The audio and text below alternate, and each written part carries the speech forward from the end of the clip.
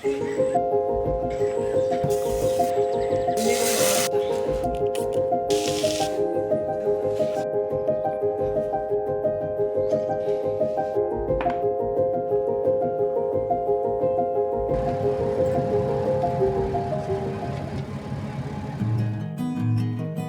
past few months of my life have been mundane, monotonous, similar, day after day after day after day. My oats are ready. I love oats, especially overnight oats. Let's make breakfast. Wake up, do the same things, sleep, repeat, like clockwork. And as you would expect, I at some point began to get weary and sort of worn out by the similarity of everyday life.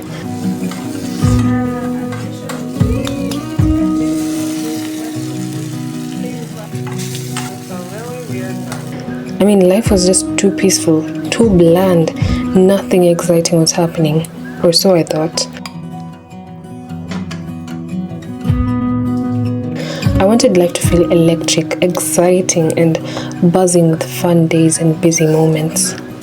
I was unconsciously wishing away the peace I had always desired simply because it was boring.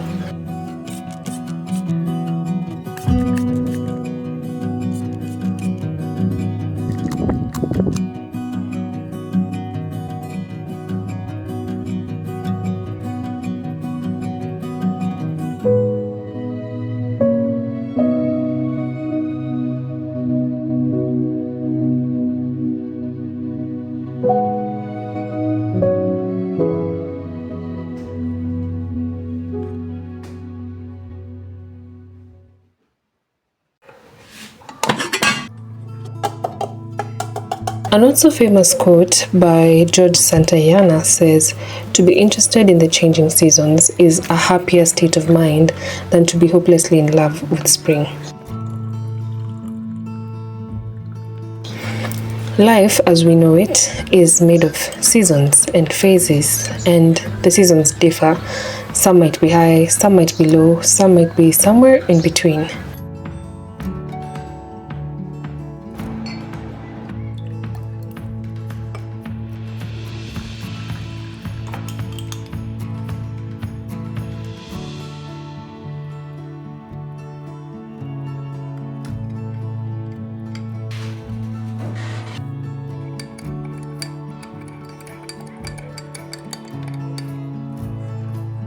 There are also, of course, seasons that we prefer over other seasons.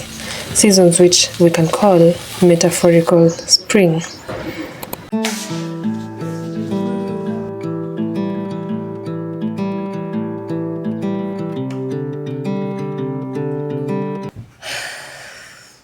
This is where I usually do my morning pages.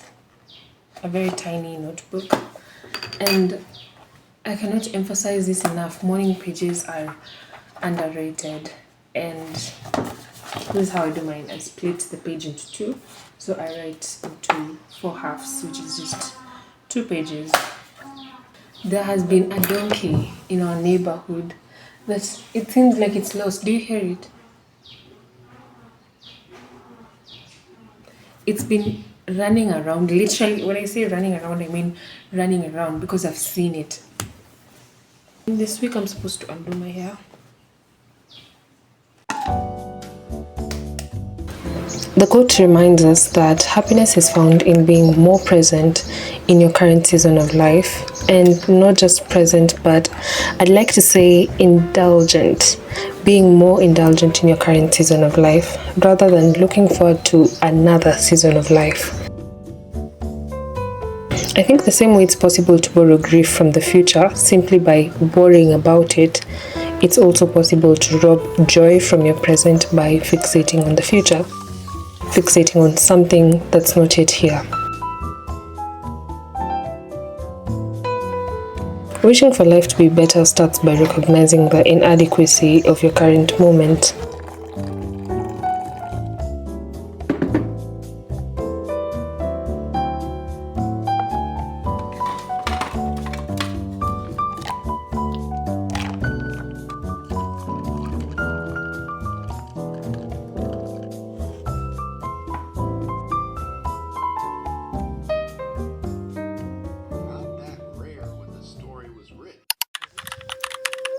I began to treat my days with a little bit more interest, just simply allowing myself to explore my days differently.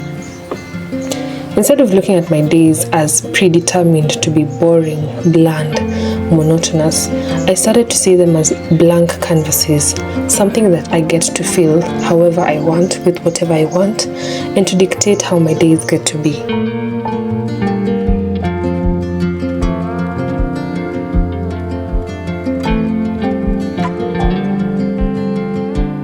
When I started to do this and to just be more attentive to how I feel and how I experience my days, I began to notice just how much of my time was spent doing the same things.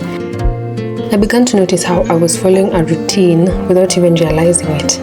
Wake up at 7, stay in bed till 8, get up, freshen up, make breakfast, take breakfast while watching a show,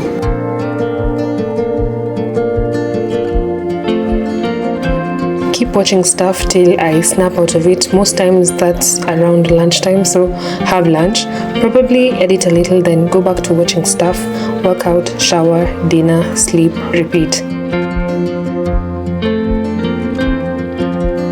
And that, ladies and gentlemen, was my daily routine. One that was dangerous, mainly because it was so unconscious. I did it with so much ease that I never actually realized I was in a routine.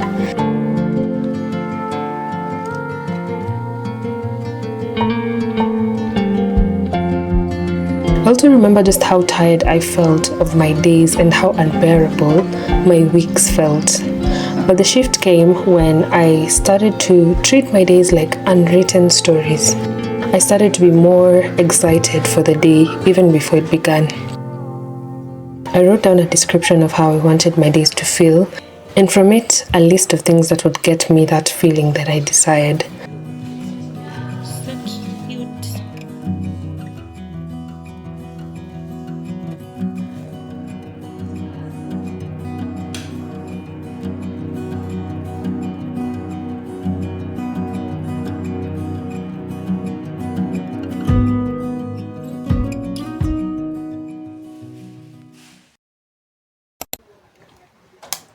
Okay, I just finished my online class. It's 10 a.m. in the morning, and weirdly, I have learned to concentrate in online classes, and I feel so proud of myself. Before, I never used to be able to concentrate, but I think it's because we're writing notes during the class. That's why it feels interactive instead of just listening as the teacher flies by through a lot of slides. So yeah, I feel great that I focused. Yeah, but it's early in the morning, the sun is filtering through the window, and this is my favorite time of the day. I love mornings and evenings. During the class, the lecturer gave us like 10 minutes break, so we went and made a coffee. It's a beautiful day to be alive. I also started cutting down on my screen time because we waste so much time scrolling our lives away. Avocados have gotten to a point where they're just expensive, but I got 2, which is something to be happy about. And one little hack I want you to try, something to sort of scare you out of doom scrolling, is to check your average daily screen time, multiply it by the number of days in a year. So for example, 8 hours of screen time multiplied by 365 days, we get 2,920 hours. If you convert that to days, it's 122 days. That is almost a third of your year spent day and night scrolling away. I forgot nuts. I forgot to make ground nuts. It's fine. It's fine. Let's taste. I like having the layers, the soft things after the rice, so that the rice can soak in the juices and it becomes moist. Then the driest thing, which is the spinach and cabbage on top, because it does not have any moisture, so yeah. And if we multiply that by the average lifespan of 80 years, you get 9,680 days. That is approximately 26.5 years of scrolling. Once I did that math, there was no turning back. I was obviously going to do what I really needed to do, whatever I needed to do to get rid of doom scrolling.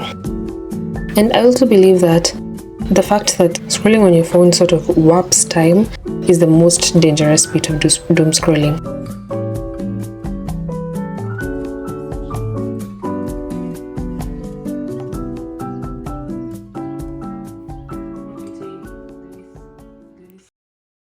When was the last time you did a Sudoku? When was the last time you actually did a crossword? It's a cold sort of afternoon and I am done with my tasks for the morning. It's 12 right now. So I'm thinking, you know what, I want to do Sudokus. I need to do Sudokus. I love Sudokus. And instead of doing them on the laptop or on my phone, I'm gonna copy them onto a book and I'm going to go and sit somewhere, make a cup of coffee and do a Sudoku.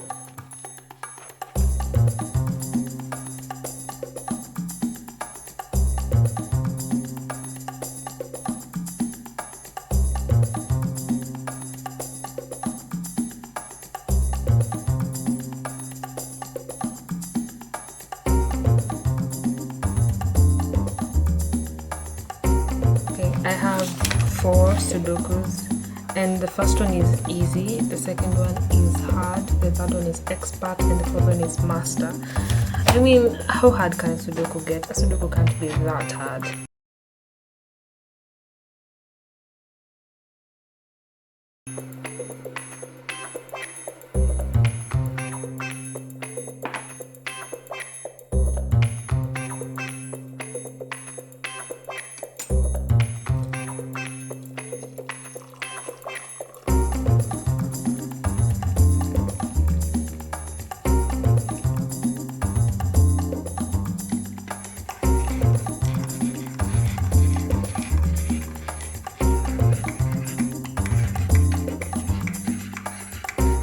If you were to focus on anything for literally the screen time that you have on a daily basis, that's 8 hours a day. If you were to put that amount of time into any other thing, you would advance in it more than you could ever expect and in the shortest amount of time. But we scroll, we stay glued, and we say life is boring.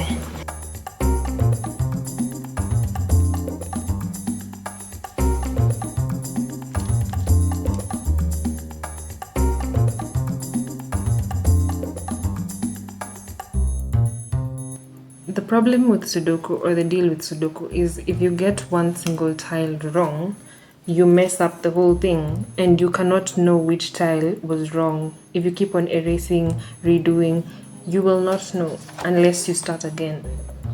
So one of the tiles is wrong because things are not adding up. This row needs a 6, but there's already 6 here, there's 6 here, and there's another 6 here. So it means there's something in this row that's off. So maybe I should just take off this row. But you might find that the mistake is not even in this row, but in another tile. That's what caused the whole mistake. So I thought I was going to finish this thing in 20 minutes. I finished the easy one, the hard one, and I made a mistake, and I've got the expert and master.